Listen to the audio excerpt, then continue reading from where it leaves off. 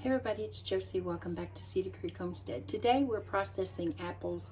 I've been processing apples.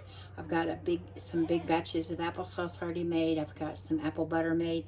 Today we're going to be making apple juice using my steam canner, and the leftovers we'll be making another batch of applesauce. And I'll get the camera turned down here on all of this so that you can kind of see what we're doing.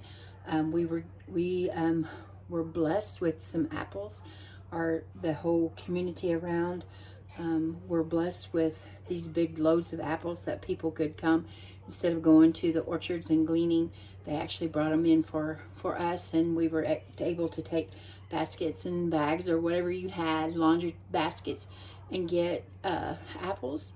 And a lot of people took advantage of that, and we were blessed by those that did that.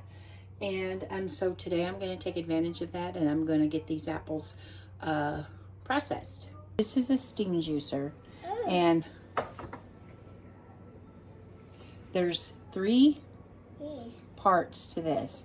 This being the water reservoir. This is the pot that collects the juice, and it has a little funnel in it and a place where the juice comes through this tube, this tubing right here. There is a clamp that clamps it off.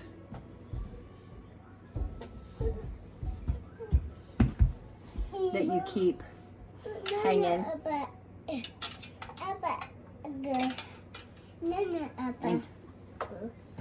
And keep it out of the way.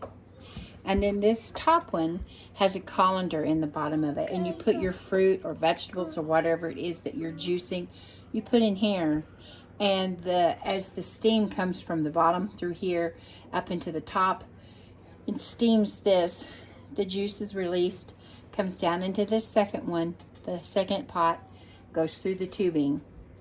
Now, this is full right now of apples that I've put in here. Now, I did not core these apples. I did not peel these apples. All I did was take blemishes off the outside of the apples, which there was very few of those. Very few, and it's full. And I'm going to turn this on and begin the process of breaking these apples down. Now, I still have a large bowl of apples, and I have more apples on the table waiting to be made into apple pie filling. I've already made apple butter and apple applesauce, and as I said a while ago, I will be using the apple after the juice is extracted from it. Rather than just throwing it away, I'll be running it through my food mill. The food mill will take the apple seeds, the apple cores, the apple peelings out, leave me with the pulp that can be apple sauce, another batch of applesauce. Now, my grandkids love applesauce. The youngest one really likes applesauce. And most of the time I make it sugar-free. It doesn't have any added sugar to it at all. But I always taste and see. And I don't know, this batch may be the first batch that I have to add sugar to. But what we're going to do is let this come up and begin to steam. I'm going to turn the fire on and get it going here. And it'll start doing its thing.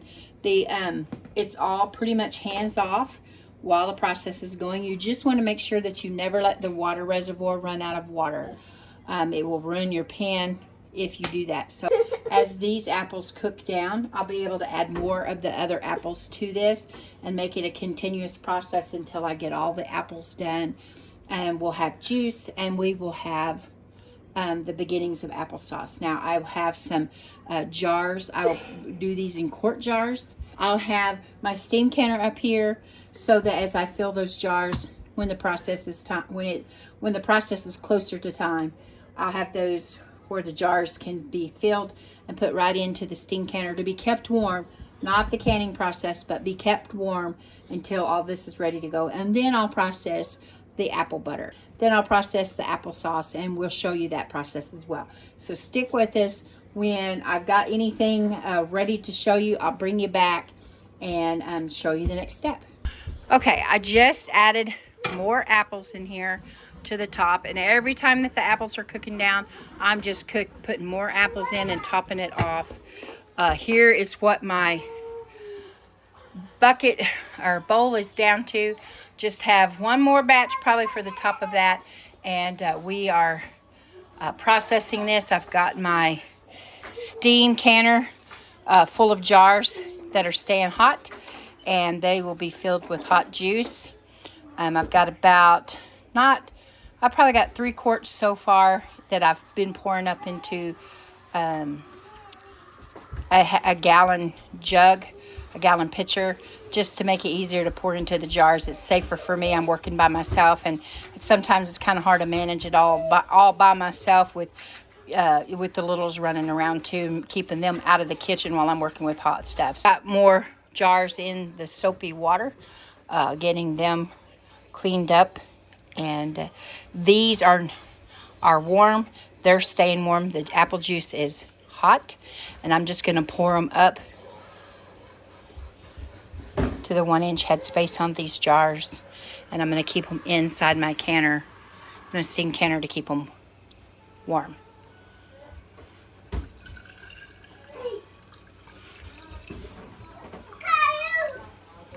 And of course, because I'm showing you, I overfilled that one.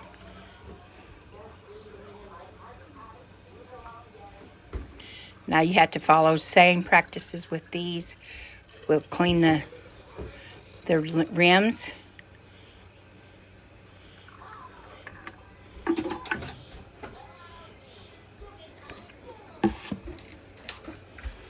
We'll clean the rims and get these covered with lids and rings, and we'll be ready to process it when we get a canner load. Okay folks, what I did here was put the juice in this pitcher instead of pouring it into the jars individually, because the littles are here and I am here with them. Cheyenne had to be away from the farm today, and I didn't want to run a risk of emptying that. I had to open my oven and put the container down lower so that the siphoning action will happen, and I was afraid that one of the boys would get burned. And so what I decided to do was just pour it into this and then pour it into the jars up on my stove where it was safe from the boys getting burned. I ended up with all those apples that you saw. I ended up with getting 6 quarts of apple juice now, and they are in my steam canner. And I am going to bring it up to temperature and steam can them for 5 minutes, and then I will let it cool for 5 minutes, and then let them cool completely for 24 hours before I clean the tops of the jars and remove the rings and clean the tops of the jars, and make sure that I get them labeled, because they're a beautiful color. They're almost the same color though as some of my broths that I make, so I want to make sure that I'm getting apple juice and not broth, or vice versa when the time comes. And so that is the juice. 6 quarts of fresh, good juice from apples that were not sprayed, waxed, or anything, and were given to us. And then I'll show you, of course I have a mess going here, baby bottles and coffee cups and a glass of water, but nonetheless, this is the top, the colander part of the steam juicer. These are all of the apples. As they cooked down, I added more, and I had just enough that I couldn't get any more in here. And these are stewed. They're definitely soft. You can see that the peels are still on there. And I will run this through the food mill and get the peels, get the apple seeds, get all of the other things out of there, the cores, and I will have some fresh, good applesauce to can. I will taste it and see if it needs any sugar. I have not been adding any sugar to my applesauce, but we'll check this one and see when we get done with it.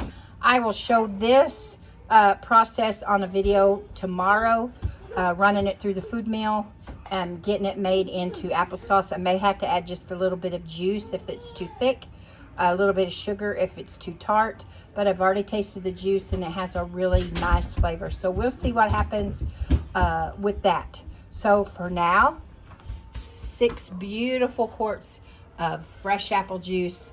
And I don't know if I'll get to put all of these on the shelf. I kind of think that when Blade gets home, I won't get to do that. He will probably take one of these and let it cool off and refrigerate it so that he can have some apple juice. So anyway, doing every little bit I can to stock my shelves. I hope that you guys have enjoyed this video. And until next time, guys, this is Josie. I love you guys. I really do. Keep looking well to the ways of your household. Till next time, we're gone.